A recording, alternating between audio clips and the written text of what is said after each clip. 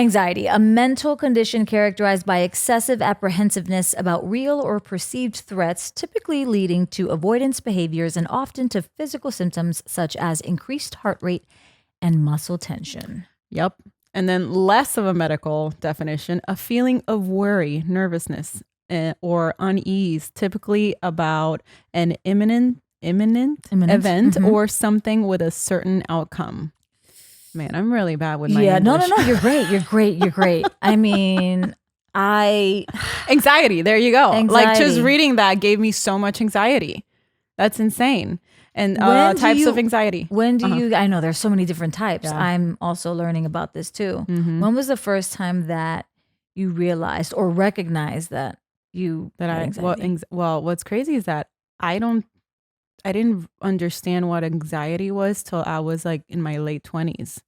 That's great. Because that's good. I come from a family that we just shove down our emotions. We don't show them. So we don't talk about it. Yeah. So with that just tells you that there's nothing wrong with you. Go to church. Pray. Nena, no te pasa nada. Ve a la iglesia. That was a definition. What? Are you crazy? I need to go to that. Yeah.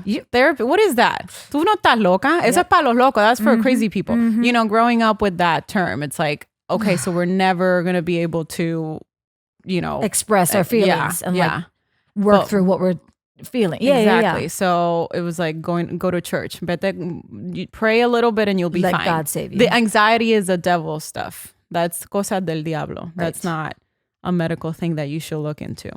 That's so I didn't know about anxiety till I was like in my late 20s, and it was actually my former roommate who had a lot of anxiety attacks, and it was the first time that I ever saw that. And then I was like, what is she? But she's breathing or she's like panicking about something. Hyperventilating? Not hyperventilating, but it was like moments where she was just like, I'm like, she had to like sit down and kind of like, you know, do breathing techniques. And I didn't know what that was. I was just like, ¿qué le pasa? Like, I have no idea how to be there for her because I've never been in this situation. And so that's when I understood what anxiety was. And then I was like, oh, that's what I was feeling this whole time. Was it just similar anxiety? Well, like not, I've never had like panic attacks. I've never had none of that, thankfully. But I kind of, when I'm having an anxious day, I kind of shut down.